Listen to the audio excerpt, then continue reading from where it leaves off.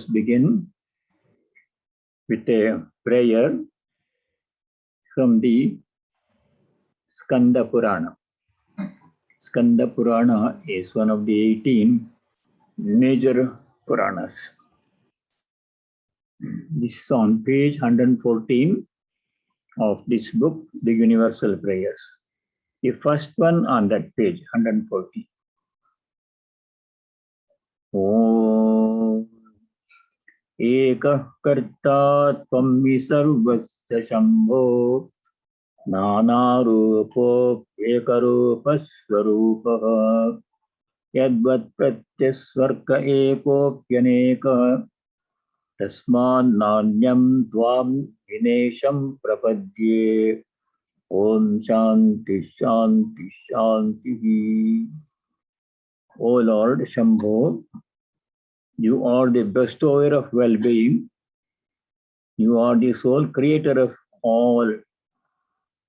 Assuming various forms, you are yet one and immutable. You are one.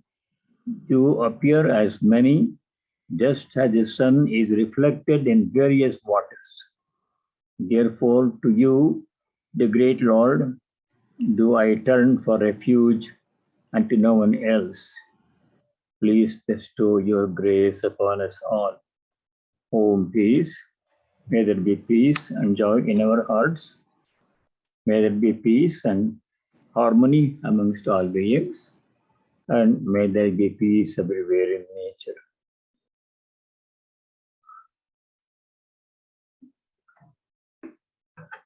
We shall continue study of chapter 10, Vibhuti Yoga. We are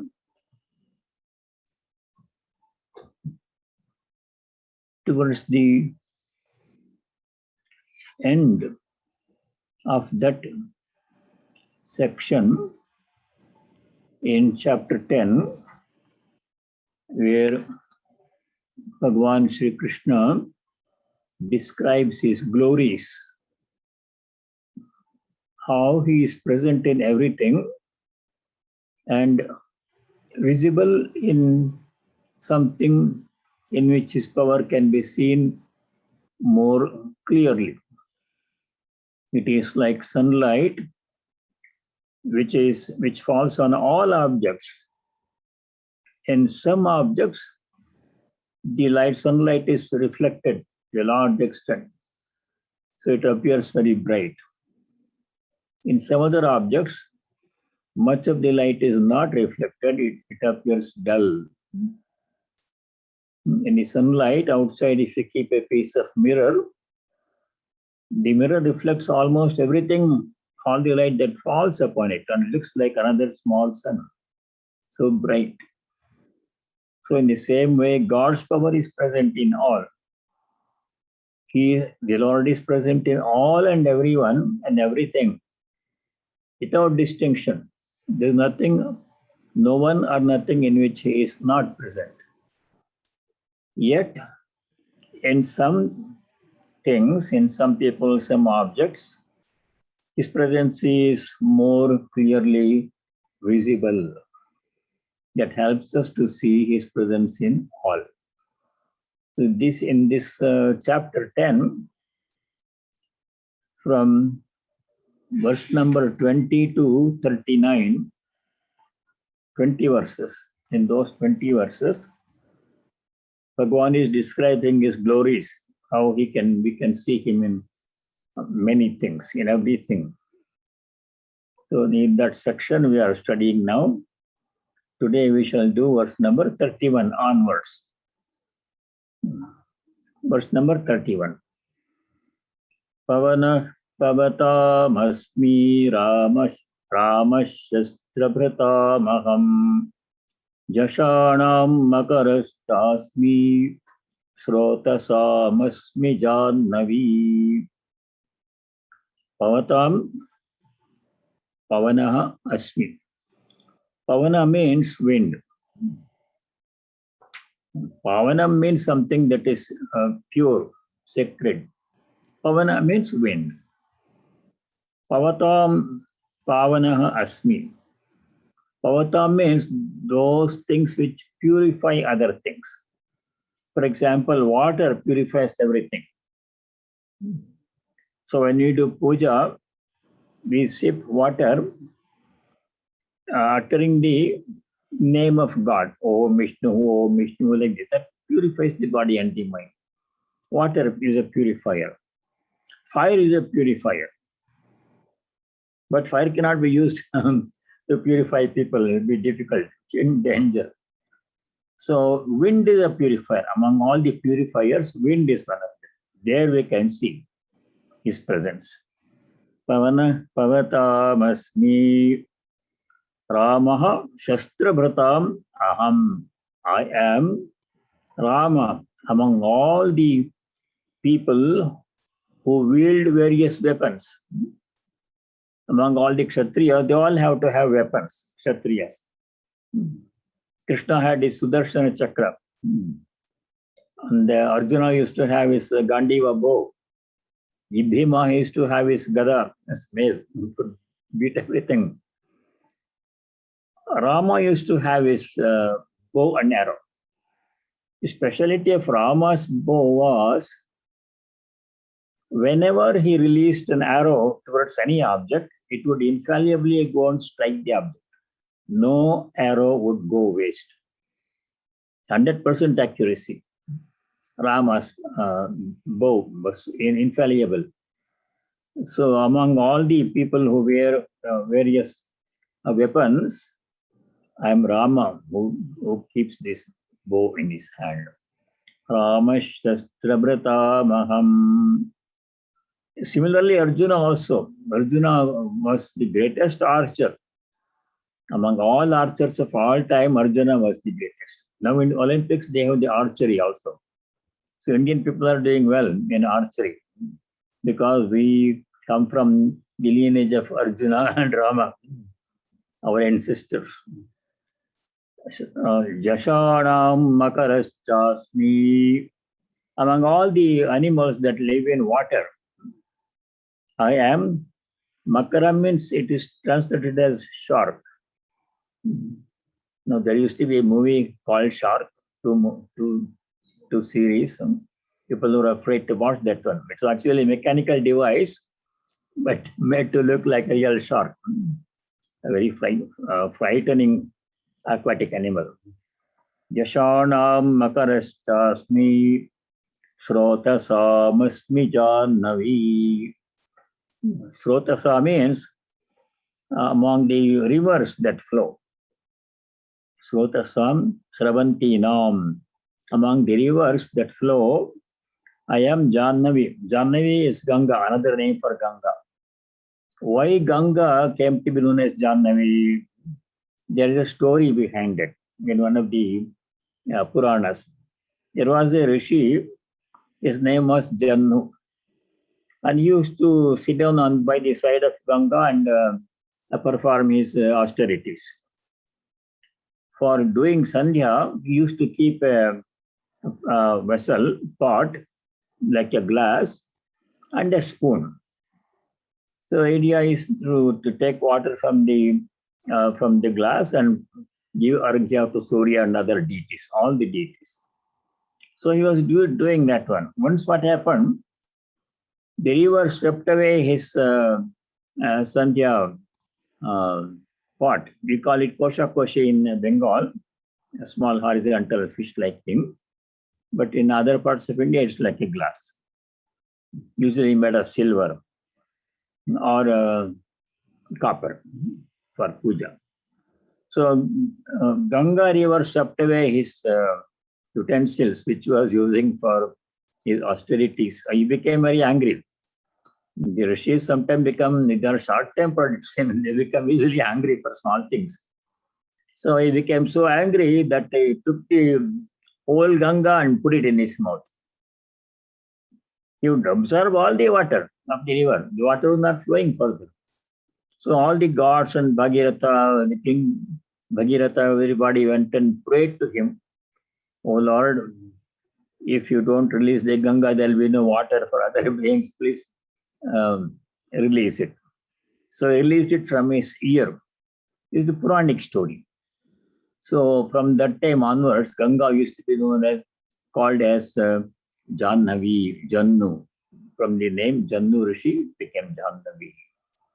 So Tasamasmi Jannavi, one of the devotees found out the story from the Puranas. Then next verse, number 32. Sarganamadirantashcha madhyam chaivahamarjuna Adhyatma vidya vidyanam vada pravadatamaham. Sarga means creation. All creation is called sarga. The act of creating is sarga. Creation itself is also called sarga. And creation is not one. Creation happens many times. Creation, preservation, dissolution. Srishti, Sthiti, Laya. That is our cosmology, in Hindu cosmology. In Western cosmology, it's a one-time creation. Creation happened, is present, it will dissolve, and nothing will be there. But in our thinking, it is a cyclic phenomenon.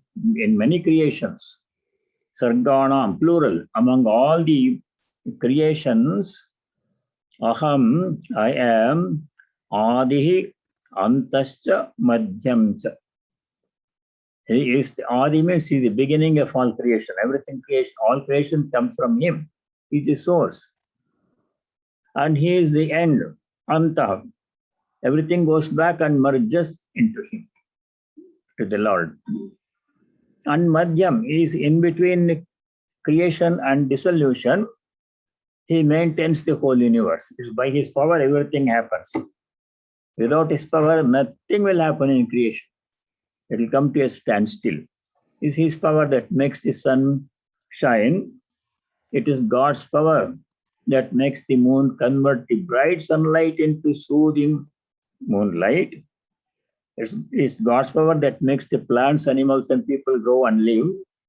It's God's power that makes the rivers flow, rainfall, earth rotates, so that we have day and night. If what is not rotating, will not be able to exist. One part will be so hot, everybody will die. One part will be so cold, everybody will die. So rotation is necessary. Earth has to rotate. If it stops rotating, that's the end of the problem. And of all problems. So that is all his power. Sarganam, I am the Adi, I am the beginning. Everything comes from him. Whole creation comes from him. Antascha, he is the end. He absorbed it. Everything goes back and merges in him at the end of creation. So that next creation cycle will happen. Madhyam is the beginning, in the middle. Middle means he is a sustaining power. Sarganamadirantascha madhyam chaivaham arjuna. You might remember just about 12 verses before in the same chapter, chapter 10, verse number 20. There the Lord had said that he is the creator of all the beings. Chapter 10, verse number 20, same chapter, he had said, Ahamatma Gudakesha Sarva Bhutashayasthitaha Aham Adischa Madhyamcha Bhutanam Anta Evacha. Same thing he had said there. Adi, I am Adi, means I am the beginner, I am the source, creator, and I am the Madhyam, I am the sustaining power in between creation and destruction. Bhutanam Anta Evacha. I am the end into which everything, all beings dissolve. And he is saying the same thing in verse number 32. What's the difference? Sarganam adirantascha bhutanam anta evacha. Sarganam adirantascha madhyam chaivaham. The difference is one. In the 20th verse, he referred to all the living beings, creatures, animals, plants, and people. He is the source of everything. He is the sustainer of everything. And he is the destination of everything. Here, Sarganamad. Sarga means the whole of creation, not only living beings. whole of creation, including the planets and sun and the moon and all the stars and all the whole thing he creates, total creation comes from him, Sarganam Adihi. Antam. And all whole creation goes back and merges in. Not only human beings, animals, plants, everything goes back and merges into him. At the end of their cycle of existence. And he is the Madhyam, sustaining power in between. It is he who makes the sun shine and all the other stars shine. It's he who makes the earth rotate around the sun and around itself. All happens in creation by his power. That's why you can say everything is God's power. If I am able to blink, that's God's power. Without it, I can't do anything. Nothing happens without his power. Infinite power. Ananta Shaktiman. God is infinitely powerful. Because of his power only, everything happens. There's a story, very interesting story in the Kena Upanishad. In the Kena Upanishad, the story is like this. There are frequent wars, battles between gods and demons, Puranas. In the Chandi, which many people chant every day or once a week, a description of the battles between all the demons, Shambha, Nishambha, Chanda, Munda, Mahishasura, all those people, Raktabija, fighting with gods. So in one such battle, the gods won. Gods means Indra, Agni, Surya, Yama, Varuna, whoever was fighting. They won or defeated the demons. And the gods became very proud of their accomplishment. Oh, we have won this time. We are more powerful. We defeated the demons like this. They were feeling good, congratulating themselves. They had assembly in Indra's court. Indra is head of all the gods. It's all Puranic stories. So Indra was sitting, presiding over all the assembly of the gods. And the gods were feeling very good. Agni, I was very powerful. Why I am very powerful? I did this. I defeated the demon like this. At that time, they did not know that it was God's power who made them win. Without God's power, they could not have done anything. Anyway, they didn't know it. Gods also. At that time, near the door of the Indra's assembly court, an old man appeared. They were all surprised. Human beings cannot go to that domain. We cannot go to Indra Loka. So how did this old man manage to come here? Who is this guy? All the gods became curious, looked at him. Then Indra told Agni, hey Agni, can you go and find out who this guy is, how he come here to our domain? Agni was with great power. This is nothing for me. I can find out, figure it out. So Agni goes and asks the old man, hey, who are you? Arrogance. He was so proud that he won. Agni was very arrogant. Then the old man says, first of all, please tell me who you are, and I will let you know who I am. Nobody had told Agni that one. Can't mess with Agni. Fire burns everything. Stay away from Agni. But this old man challenged Agni. You're asking me who I am, you tell me who you are first. No one had done that on Agni. Agni became very arrogant. And he said, oh, don't you know who I am? I'm Agni. Everybody knows me. You're Agni. What can you do? Old man asked. I can burn everything. Arrogance. Oh, you can burn everything. Yes. Then the old man takes out a small piece of a straw, dried grass, keeps it there. Can you burn this one? Agni feels insulted. Oh, I can burn whole forest and everything. This is nothing for me. Then burn it. Then Agni applies his heat. This is nothing for me, he said. Nothing happened. The straw remained cool. Agni applies more heat, higher temperature. Nothing happens. Still increase the temperature. Maximum temperature, Agni. Everything can be burned by fire. There's nothing that cannot be burned.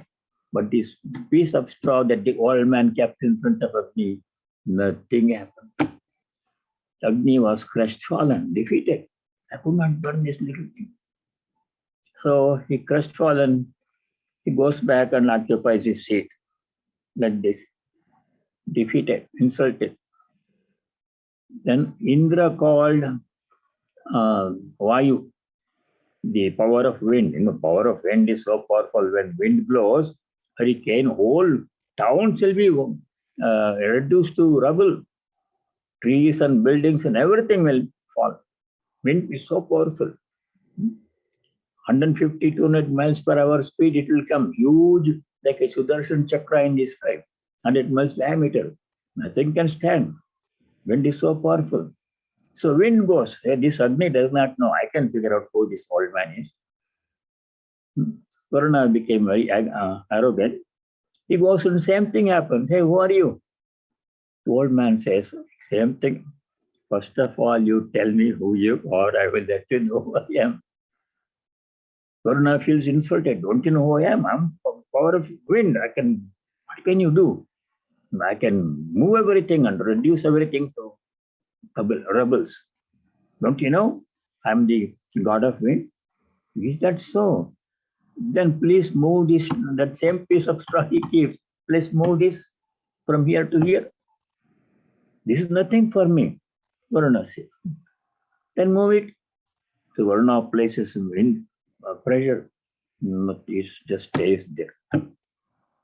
Varuna places more wind pressure. Nothing happens. Maximum pressure force, wind applied, the straw remains there. Could not move it by fraction of an inch. Varuna became insulted, goes back and sits down in his seat. Now, Indra was watching all of this. Indra is intelligent. That's why he's the head of all the gods. So he knew this old man is not who he appears to be. It must be God himself in disguise. So Indra goes to him. Indra goes with humility. These two other people, Agni and Vayu, they went with arrogance. Who are you? Indra goes and bows down to his old man. Sir, please reveal who you are. Before Indra could say that complete his sentence, he was humble. That old man disappeared. At least Agni and Vayu could have some conversation with him. Indra was denied even that one. The old man disappeared. And then Indra looks, then in the same place where the old man was standing, Divine Mother Uma appeared. Parvati appeared. Then Indra goes down to her with devotion. So that Divine Mother then says, you people, you guys, gods, become so arrogant because you won in one battle with the demons. So many times they have defeated you. Whose power? You are congratulating yourself. None of you has any power to do anything. Sun cannot shine, Agni cannot burn, water cannot wet, wind cannot move. You can do all those things because of my power. It is God's power that makes the sun shine, and everything happens in nature, good and bad. God's power. We forget that one. Oh, I can do everything myself. We become arrogant when you can do something. No. All the athletes that competed in the Olympics, they could do fantastic feats. High jump, long jump, track and field, and weightlifting.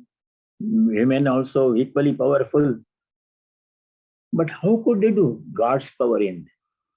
God's power is more visible in them, less in people like me, can't do much. But His power is there. That is the teaching here. Sargana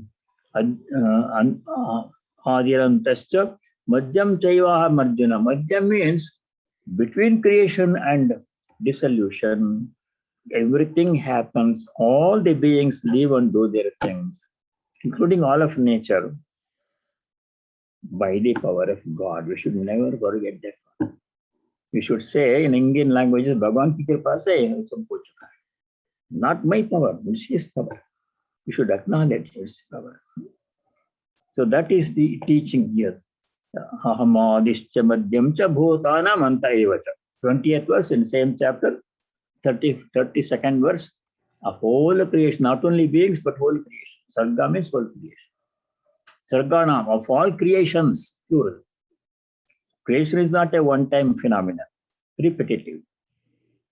Then second line, verse 32, Adhyatma Vidya Vidyanam Pada Pravadatamaham. Vidya means knowledge. Different branches of knowledge are there. All the social sciences like sociology, archaeology, psychology, all those things, behavioral sciences, then science and technology, engineering, science, and physics and chemistry, all those different branches of technology. And then the humanities are there. Literature, poetry, drama, music, all those things. They're all different branches of knowledge. Of all these branches of knowledge, Aham Adhyatma Vidya, knowledge of the self. So earlier we saw in the Upanishad, Mandaka Upanishad, all knowledge is, whole universe of knowledge, you are in the two broad categories. You know what are they? Yes. The names are Paravidya, Aparavidya. Aparavidya means all the branches of knowledge that we are familiar with, that we study in schools and colleges and universities, beginning from astronomy to zoology, everything, including linguistics, grammar, mathematics, logic, biology, everything. All that falls into one broad category called Aparavidya, knowledge of the world. And that knowledge of the world is gained by the mind through the sense organs. Different from that Aparavidya is knowledge of the self, Adhyatma Vidya. Adhyatma means God within, the divine presence within, the knowledge of the divine presence. My knowledge should be, I should be aware of my divinity. We're all divine beings. God has taken the form of all of us. But you're only thinking of the body and the mind, which is part of nature. It's a big mistake. You can call it the original sin. You are thinking that you are the body and the mind. Everybody thinks like that. Majority of people. They are called Dehatma, Atmavan, Dehatma Buddhi. But only jnanis, those who have Vijnana, experience, they know that they are not the body, mind, they are the self, they are the Atma. They have Atma Jnana, self-knowledge. So that self-knowledge is superior to Aparavidya. Why superior? Because of a couple of reasons. Why Adhyatma Vidya is better than Aparavidya? One reason is the Aparavidya is temporary. The object of knowledge itself is changing, and our understanding is changing from time to time. As new discoveries come into the open, people make new discoveries, then we revise our understanding of nature. For example, at one time, people were thinking that Earth is a flat thing. But more discoveries came to know, people came to know it's not flat, it is round. So that we have to revise our understanding of nature. And some other people were thinking that the Earth is the center of this universe and Sun is revolving around it. Heliocentric theory, geocentric theory. Earth is the center. But some time later they discovered Earth is not the center. Earth is moving around the Sun. Sun is the center of the solar system. So how we have to revise our knowledge of the world from time to time as new discoveries emerge, so that this knowledge is not permanent, it's changing. Aparavidya changes, Vidya itself changes. That is one problem. But Paravidya does not, Atman does not change. Satyam Jnanam Anantam Brahma, Satya means always existence, infinite, eternal, not changing. Atman does not change. That is true knowledge of the self. The second problem with Aparavidya is it is understood by the mind. The mind understands the nature of the universe, physics and biology, plants, animals, zoology, everything. It's the mind, perceiver, the instrument of knowledge. But the mind itself changes. In old age, what happens? Everything we studied is forgotten. And the person himself dies, nowhere himself dies. So it's not permanent. So a person may be very highly qualified in some subject, like grammar or literature or physics or biology or something, astrophysics, something, highly qualified, knowledgeable. But what happens in old age, all that knowledge fades away, memory goes. You don't even forget who I am. I forget my name. I don't recognize the people whom I knew for years. That problem, mind problem will come, dementia, everything, loss of memory will come. So that aparavidya is not something that's permanent. But paravidya does not depend upon the mind. It's supramental. Beyond the mind, it is experience. That experience is permanent. We have studied before. Once that knowledge comes, paravidya comes, it's permanent. It's never lost. Because we realize our true nature, I never lose, I never change. My Atman does not change. Body changes. Body comes and goes, it changes in between. But Atman does not change. Infinite, eternal. I am that. So that does not change. And that knowledge is not through the mind. It is experience, direct experience beyond the mind. Manovacha magocharam, beyond the domain of the mind and speech. So that is something that cannot be touched. So in this way, Paravidya is superior. Among all the Vidyas, Adhyatma Vidya, Vidyanam, I am of Adhyatma Vidya. Adhyatma is Paravidya, knowledge of the self. Then last part of 32, Vada Pravadata Maham. Vada means argument. People argue over various things. People argue because small things like why did you put more sugar in the tea or something like that. People argue over big things like the astrophysics, like that one, nature of universe, etc. So among this kind of argument, there are three types. Vada, Jalpa, Vitandavada. Three kinds of arguments are there, according to Indian system of thinking. Vada means a discussion between two parties without prejudice or predilection to establish the truth. What is the truth? That's the purpose of Vada, is to establish the truth, not to defeat somebody in argument or anything. It's debate, but debate to establish the truth, not to defeat the other person. In political debate, the purpose is to defeat the other guy. Whatever be the truth, they are not concerned about the truth. But if can prove that my view is better, that's different. That is Vitandavada.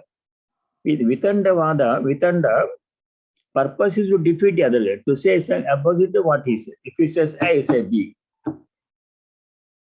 Not to establish truth is not the purpose of that debate, political debate. The purpose is to gain power. Somehow prove that I am better. That is a different kind of discussion. That is Vitandavada. Vada means discussion without prejudice. There's no purpose to defeat and we establish the truth. What is the truth? To that we consider all viewpoints, and then the purpose is know the truth, not to defeat somebody or gain something or anything. The purpose is to know what is the truth.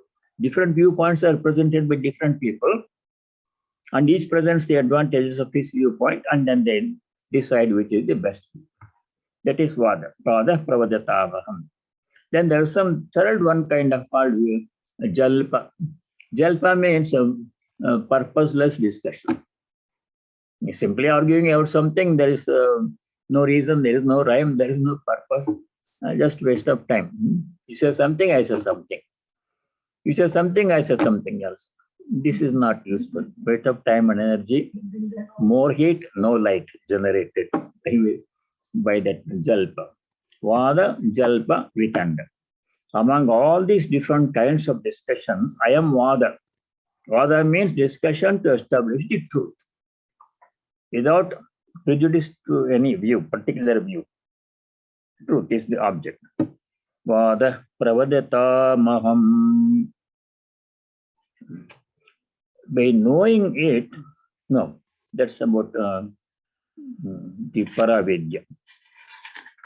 One other advantage or difference between Paravidya and Paravidya is, if you know Paravidya, you know everything. Everything's included in it. If you know the Paravidya, everything is known. One Upanishad begins with the question. The student asks the teacher, "Sir, please tell us that something, that one key to the storage of all knowledge, by knowing which everything else will be known. Kasmin bhagavo vijñāte savamidam vijñātam bhavati." If you know Paravidya, you know everything. If you know Aparavidya, only you know one small branch. You can't know everything. So that's another difference. Now we go to verse number 33. Aksharanamakarosmi dvandvasamasika cha ahamevakshayah kalo dhataham vishvato mukha. Aksharanam, akshara means letters of the alphabet.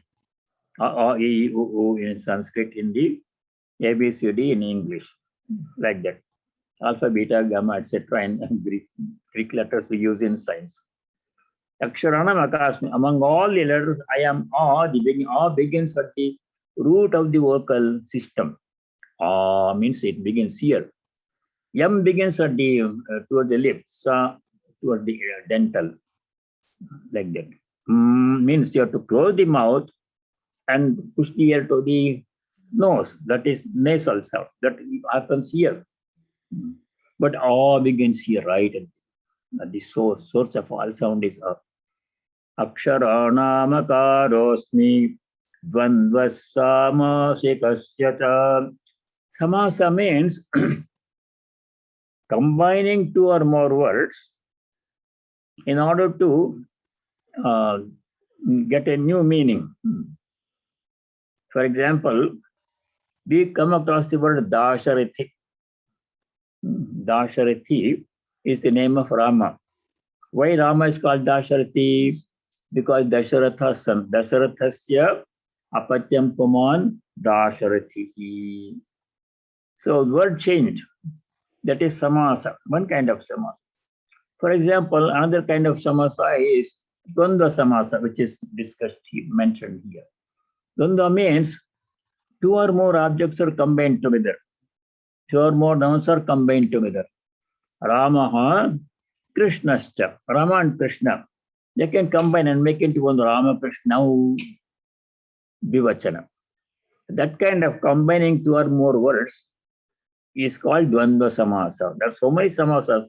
Karmadharya samasa, Tatpurusha samasa. They all have subdivisions.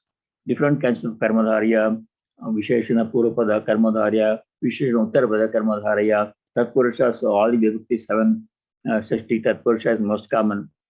So many 25, 30 different samasas are there. Finer differences. But among all the samasas, different ways of combining words to form new words with different meaning. I am Dvandvaha, Dvandva samasa. Rama, Krishna, Rama, Krishna. Combining two words, making a combination of two or more objects. Ahameva kshaya kalo. Ahameva kalaha. Akshaya. Akshaya means imperishable. Akshaya means imperishable. I'm imperishable time. Actually, time is not imperishable. When the creation ends, time also ends. Before Big Bang, there was no time, there was no space. But during this creation, Akshaya is imperishable. Everything else goes away in time, time remains until end of creation. Akshaya, Kalaha, Aham. I alone am time, imperishable. Dhataham Vishvato Mukhaha. Dhata means, the commentary Shankara says, Dhata Aham Karma Phalasya Vidhata Sarva Jagataha. Whoever does any karma, some result will be there. It can be Anishta, Ishta, Mishra. 18th chapter will see any karma can produce one or more of three kinds of results. On Ishta, agreeable result will come. You do something, good thing will happen, you are happy. Anishta, something disagreeable happens. You didn't intend it to get it, but it happens. And something Mishra, usually a combination of both. The outcome comes, some part of the outcome you like, it is agreeable. Some part of the outcome you don't like, it is disagreeable. Mishra phala. So here, who gives the karma phala? When you do karma, the karma phala is decided by the Lord.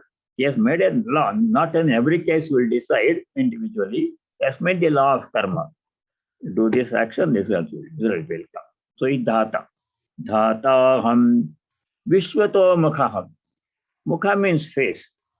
Vishwata means in all directions he has faces. In other words, all faces are the Lord's face. There's a very nice verse in the 13th chapter. 13th chapter, verse number 13. And some books it is verse number 14. One difference of one number is there. And a sloka numbering in 13th chapter. There, Bhagavan Sri Krishna says, all hands are God's hands. All feet are God's feet. All eyes are God's eyes. Looking through all the eyes. All ears are God's ears. Like that one. All bodies are God's body. He's present in all bodies. He is everything. He has become everything. Good, bad, and everything. Even the ferocious tiger is he. Also means the tiger body. And the very pleasant person is also he. So it's all he. Vishwato Mukha, facing in all directions. The sloka in 13th chapter is sloka number 13 or 14. Sarvata Pani Padam Tat Sarvato Kshishiro Mukham Sarvata Shrutimaloke Sarvam Avritya Tishtati. Avritya means pervading everything, occupying everything, pervading everything. Tishtati, God is present. There's nothing in which he is not present. He alone has taken the form of everything. Good, bad, indifferent, all.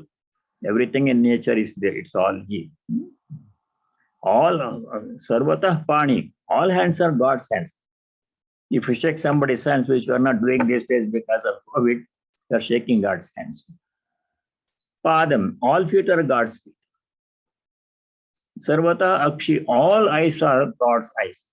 Whoever is looking at you, the Lord is looking at you. We are never alone. There is no thing called privacy. Every time you are being watched around the clock. If nobody is there, sun is watching. Then when we do puja, we say that whenever any action we do, 9 entities are watching the clock. Among them, sun and all moon and everything. Surya Samo Yama Kalo Mahabhutani Panchacha Ete Shubhashavasya Karmano Navasakshan. Navasakshan means 9 witnesses are there. Even if nobody else is watching, you are doing some action privately in your room, 9 people are watching. Who are they? Surya, sun.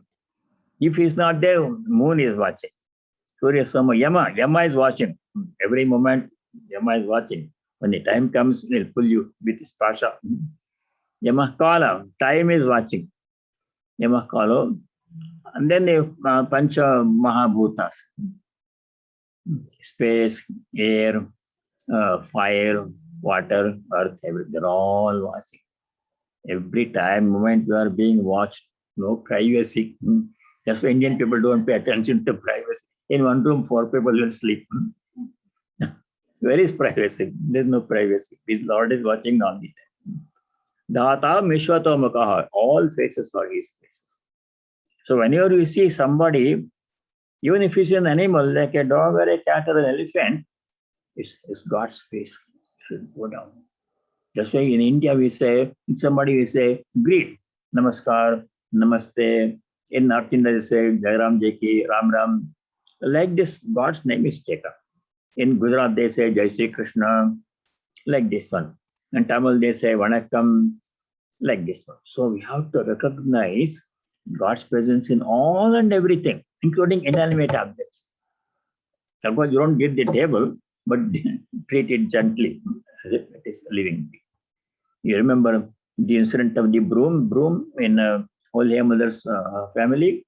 Even the broom has to be treated gently, kept in its place after using it, recognizing divinity in it. So, Vishwathomakaha. Now we go to verse number 34. Mrityas sarvaharashchaham uddhavascha bhavishyatam kirtashrivakcha narinam smrtirmedha dhritih sama. A very special second line. All of you must feel good about this one, which is the truth. The truth. Let us see. First line. Sarvaharaha mrityuho aham. Everything goes out of existence at some time or another. Some things stay longer, something very short time. Like small insects, but they live only for a short time. And some animals live for a long time. Elephant and crocodile, they live for a long time. And some nature lives even longer. Earth lives for, it's already lived for about 4 billion years or something. And it will be for some, and is coming soon, the way we are using the planet, misusing planet Earth. Sun also will be living for another 6 billion years, then it will go to existence. Mrityu sarvahara.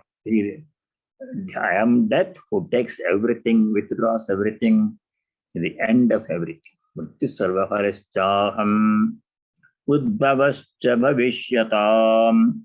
Bhavishyata means those things which are going to come into existence, which are not there yet, but they'll come into existence. Some things were in the past, they are not here now. Some things are present now. Some things will come into existence later. So I am all of those. Udbhavascha bhavishyatam. I am that things which come into existence in future. It says of things yet to be, I am the origin. The means origin. I'm the origin of everything that is going to come into existence in the future.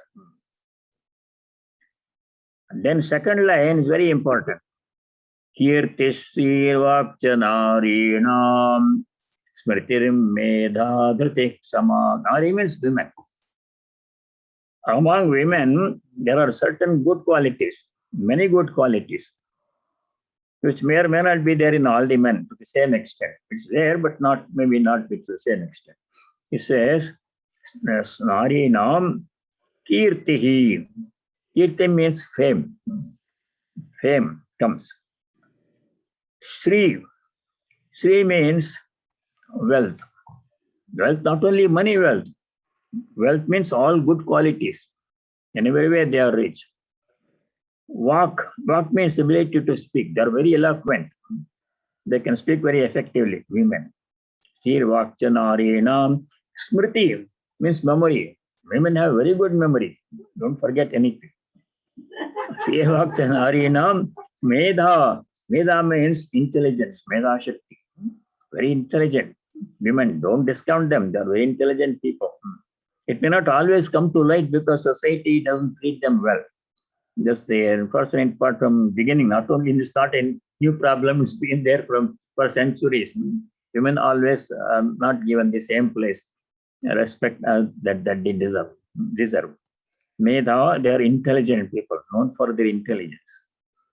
Dhritihi means endurance. Their endurance power is very much more than men. They can bear more difficulty, pain than men can bear. Intense pain they experience. Women experience, but they bear it. Dhriti, forbearance, endurance. Kshama means patience, forgiveness. Enormous patience women have. Men can get easily upset, but women have a lot of patience. See here, women have more devotion to God, which is not mentioned here. Now, let us see. In this class, there are how many? 3, 5, 7, 8 people are there. Among 8 people, how many men are there? Not even one.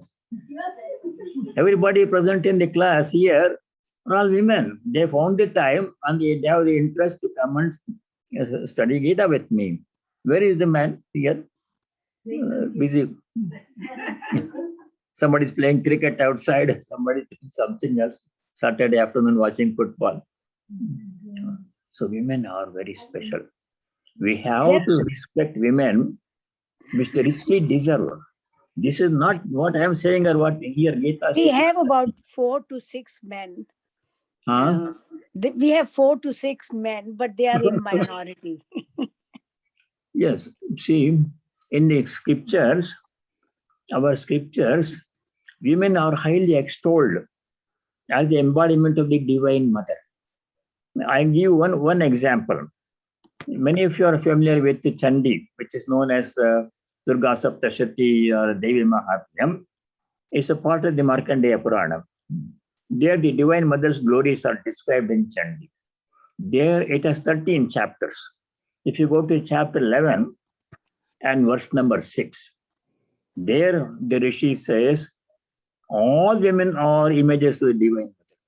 Sriyas Samasta Sakala Jagatsu Vidya Samasta Savade Viveda Sriyas Samasta Sakala Jagatsu Toya Ekaya Puritamamba Etat Kate Stutistabhya Para Parokti. By you alone, Divine Mother, this whole universe is pervaded. How can you even begin to praise your glories? Impossible. Infinite are thy glories. Every woman is the image of Divine Mother. Swami Vivekananda said the same thing. If you go to see when Swami Vivekananda was in Thousand Island Park in the summer of 1895, July, August, he was there for 7 weeks or something. Every day he did class, morning class, evening class, afternoon class. One lady devotee took a note. Again, a lady devotee had to take the note. Men were busy. She took the notes, transcribed it, and published it in the complete works. That is also published separately as a separate book. The lecture notes that he gave in lecture he gave in Thousand Island Park in 1895, July, August, is published as Inspired Talks, separate book. There in the Inspired Talks book, his lectures are notes arranged by date chronologically. Please go to July to 1895 in Inspired Talks. It's arranged by date in Inspired Talks, July to 1895. On that day, in his lectures, Swamiji talked about all women being the Divine Mother. All women should be respected as Divine Mother herself. She is. All women have forms of images of Divine Mother. Swamiji explained that one in the lecture and concluded the lecture that day by saying that your biological mother who gave birth to you, she is who? Divine Mother herself. If you want love and happiness, worship your mother as the Divine Mother. Swamiji said this one. Not only he said, he himself worshipped his mother, Bhuvaneshwari. He took care of her in her last days. He made arrangements for her well-being, everything. Sri Ramakrishna served his mother. Sri Ramakrishna kept his mother, Chandramani Devi, in the Nahabat upstairs. Downstairs, Holy Mother was living. Every morning he would go to his mother, Sri Ramakrishna would go to his mother, bow down to her, ask her how she is doing, took care of. Shankaracharya would take care of his mother. Go with the sannyasi had promised. Chaitanya Mahaprabhu took care of his mother. When Chaitanya Mahaprabhu wanted to take sannyasa, only son, 8 children had passed away, husband passed away, daughter-in-law passed away, first daughter-in-law, Chaitanya's first wife. One son remaining, and he wants to take sannyas. Daughter-in-law, young lady is there. That episode in Chaitanya's life, nobody remains without shedding tears when you listen to that, like Harishchandra's story. So, but he promised, mother, he wanted to go to Vrindavan from Navadvip, but Vrindavan is quite far away. Because of his desire to serve, be close to her mother, his mother, his desire to stay in Puri, which is not too far. Stayed there. He said, whenever you want, I will come. So all these great people have actually served their mother, seeing the Divine Mother in their mother. Swamiji said that one. So women should always be respected. They have all these virtuous qualities. Every woman, without exception, the Divine Mother herself. This is the truth. This is what Sri Krishna is saying here in the Gita. Kirtishirvakchanarinam Smatirmedha Dhriti Kshama. Now we go to verse number 35. We'll stop there after 35. Brahat Sama Tatha Samnam Gayatri Chandasamaham Masanam Margashirsoham Rutunam Kusumakaraha. Samnam, among all the four Vedas, Samaveda is told as the best Veda, musical. In Samaveda, the mantras are called Sama. Among the Samas, mantras in the Samaveda, there is one particular mantra called the Brihat Sama, the great Sama. That is the greatest. Of all the Vedic mantras and all the Vedas, Brihat Sama is the best mantra.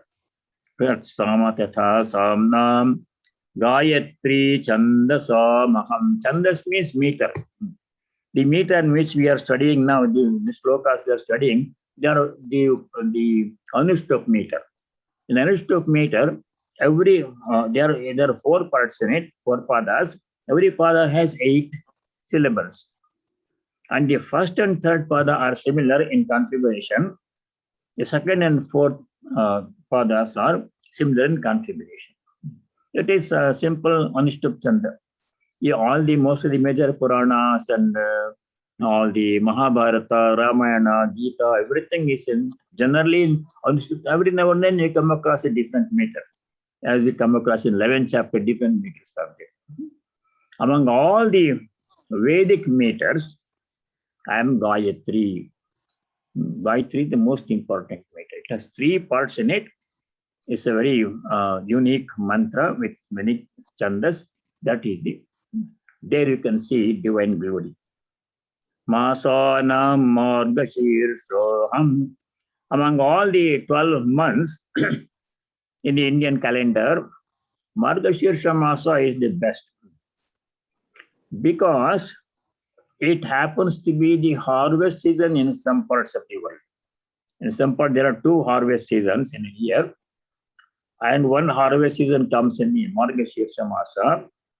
Also in the Mahabharata time, it is said that the new year began with the Margashirsha Masa. Now new year begins with Chaitra Masa. At that time, somehow they made Margashirsha the first month of the year and counted from there. So it's a very nice season. It comes between from the middle of December to middle of January. It's very cold in this part of the world, but in other parts it is very pleasant. Masanam Margashirsoham Rutunam Kusumakaraha. Rutu means a season. In Indian thinking, there are 6 Rutus. Vasanta Rutu, Grishma Rutu, Sharad Rutu, like that one. But in Western thinking, 4 Rutus are there. Winter, fall, winter, spring and summer. 4 Rutus are there. The climate changes according to the Ritu, configuration of this moon and configuration of the sun and the earth. So among all the Ritus, seasons, I am on spring season. Kusumakara means spring season. Spring is the best season. We all know that one. The winter ends, warm comes, trees bloom, birds come back and start chirping. Animals who are in hibernation, they come back. Whole nature is smiling. Vasantam Rutuna Kusumakara Vasanta spring season. So like this description of the glories continues for another 4 verses, 36, 37, 38, 39. From verse number 20 to 39, those 20 verses in this chapter 10, they contain the glories, the description of the divine glories. Someone counted, in these 20, there are 82 glories or examples are listed here in these 20 verses. So this is how we can see the divine presence in all and everything. And everything is present, even in the unpleasant things. In the crocodile is present, and the snake is present, and the tiger is present, and the most charming, beautiful people, good nature people is present. So let us stop here. And if you have any questions or comments, you can bring them up now.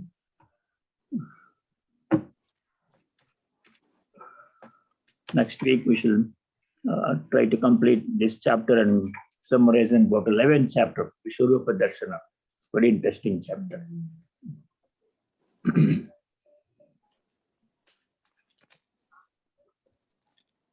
Swamiji, I have a question.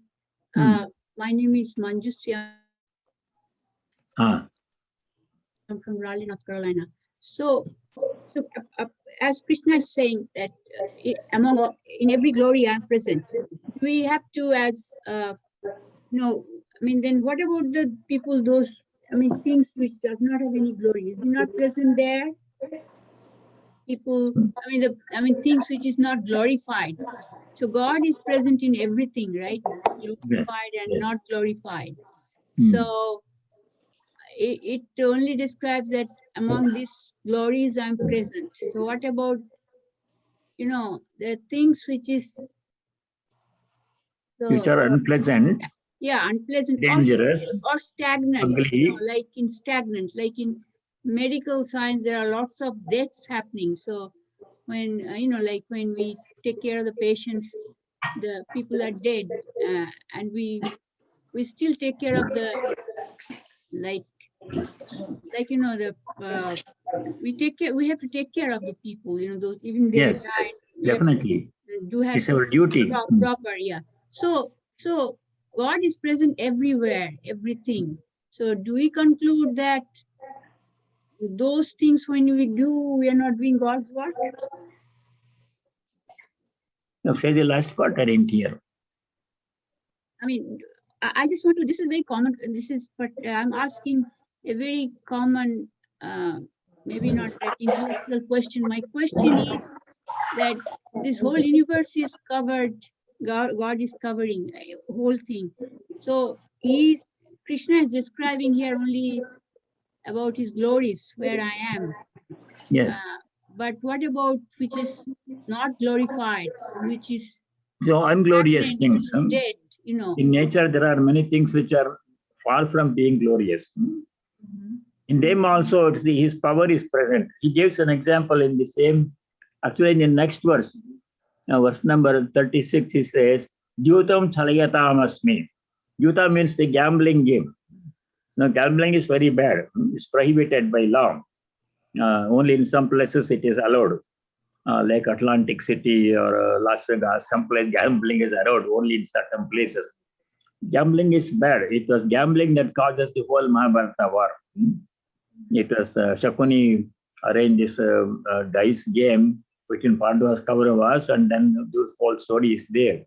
So in him also his present power is present, because without God's presence, nothing good or bad can happen. Sri Ramakrishna explains this in the Gospel. The Gospel, he says, the sun shines because of God's power in the sun.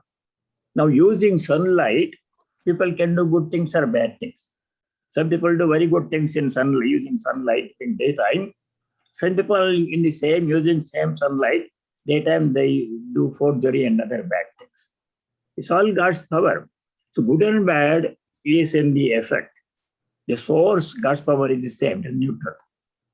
Okay, that will study that will answer the question more fully when you go to verse number 36. How among all the things, gambling can be, where you can see God's power in gambling. I will explain that one more next time. Thank you. Seema has a question. Can you unmute? Yes, thank you, Swamiji. I think that the lady was saying was that God's power is there, everything, and we have the willpower to choose from right from wrong. Right and wrong. Yeah, God has given that too. That's right. Willpower, we have that, but God's Willpower power is also there. God's power. Yeah, that's right. The have intelligence we have to discriminate between right and wrong is also God's power. Right. So we have that willpower to choose. But my question, Swamiji, was that there is dharma, kam, artha, and moksha. And those are the four things. Kama also is there. Yeah. Kama. Dharma, Artha, kama, moksha. moksha. But beyond that, is it having the love of God? Is that love and grace of God? Is that the fifth one that's more important than getting having the desire for moksha? Desire for moksha is the highest desire. The best desire to have moksha. Desire for kama and artha, they are temporary benefit they will give, temporary enjoyment they will give. No, So no, what among I'm all the saying four is, things, dharma, artha, kama, moksha, dharma is the basis for everything. right, Even artha, money has to be gained by in dharmic ways. right, Kama, enjoyment is also should be done in dharmic ways. You should not enjoy illegally using immoral means. Dharma governs all our actions. right, These artha, kama, they are of temporary benefit, worldly enjoyment, worldly benefit, property, possession, money, power, family, children. These are all artha, kama. These are called abhyudaya. That right. means worldly pleasure and worldly benefits, enjoyment. For some time only they are good. And then What- moksha is the permanent thing. Right. Our But moksha, union with God. Wait a minute. Moksha means cessation of all suffering and sorrow permanently, and then becoming free from the cycle of birth and death, samsara chakra. That is the highest thing that people can achieve. Goal of human birth is to achieve moksha. Other things in between, some people want artha kama. They can enjoy it, but in a dharmic. right. But see, what I'm asking is, if moksha is the highest, but higher than moksha, is it good to have the love of God? Having the love of God, isn't that greater than having the moksha? Moksha is, some people say, is personal. Yeah, I see what you mean. Okay. Sri Ramakrishna and other devotees like Hanuman, they considered love of God greater than moksha. Right. Love of God means pure devotion. They didn't want even moksha, especially Hanuman. And Sri Ramakrishna also said, Grandmother, don't give me Brahmagyan, give it to those who are seeking. Because Brahmagyan means moksha means there is no you, there is no I, there is no devotee, there is no God, all pure consciousness. But better than that, they liked the separation. I want me to be there as a devotee or a child of God, servant of God. I want you to be there as my divine Lord. So that some people prefer, devotees prefer that for some people. Like famous example is Hanuman. When Rama asked Hanuman, what would you like to have? Hanuman did not ask for moksha. He could have asked, Rama would have granted instantly. Hanuman asked, as long as your name is chanted anywhere in this world, I want to be present here as Hanuman in this body. Please grant me, because listening to the chanting of your glories and name gives me greater joy than moksha. Moksha means no name, no form, pure consciousness. Hanuman said, I don't want that one. Here is Hanuman says to Rama, Yavat sthasiti te nama loke mama kalevaram tavat ishtata rajendra paro yammedikam chitaha loke asmin, in this world, yavat te nama sthasiti, as long as your name is taken by anybody in any language, any part of the world. Tavat mame kalevaram tishtatu, so long may I remain in this body. Kalevaram is this body, as Hanuman. I want to remain as Hanuman. Why? Because listening to the chanting of your glories and names gives me far greater joy than being merged in God as Brahman. So that is their preference. Sri Ramakrishna also didn't want Brahmajnana. He had, but he decided to be like a child in Divine Mother's lap. Yeah, he didn't want to remain absorbed. And he said, I don't want to become sugar. I want to eat sugar. Enjoy the devotion, more enjoyable, rather than becoming merged in the ocean of pure consciousness, no name, no form, all Brahman. That is Jnani's preference. So when you get the love of God, you automatically get moksha. Is that correct? Moksha means liberation from birth and death and all sorrow for all time, merging in Brahman. According to Jnanis, that is moksha. Hmm. No name, no form, no you, no me, no God, no devotee. Hmm. But some people don't want that merger. They want to remain separate from God. Worship Hmm. God with devotion. Devotion is preferable to them. Bhakti is preferable Hmm. than moksha for some people. Hmm. So we can choose. Hmm. Okay. Thank you, Swamiji. I understand welcome. now. Let us. Swamiji, in this chapter, it talks about God's power. But then there is also this thing of God's will. That whether the good or bad happens by the God's will. That's Bhakta's view. God's will, God's plan. But there's also karma theory. Let me say the closing prayer. Om sarve bhavantu sukhinah, sarve santu niramaya, sarve bhadrani pashyantu, ma kaschid dukkha bhag bhavet. Om shanti shanti shanti. Om, may all be happy. May all be free from diseases and other problems. May all understand, appreciate, and practice what is noble and auspicious. May no one be subject to misery. Om peace. May there be peace and joy in our hearts. Adhyatmika Shanti. May there be peace and harmony amongst all beings in nature. Adi Bhautika Shanti. May there be peace in the whole of nature, no natural calamities. Adi Daijika Shanti. Harihi Om Tat Sat Sarvam Sri Ramakrishna Arpanamastu. All of you stay well and let us meet again, God willing, next week. Thank you very much. Namaskar.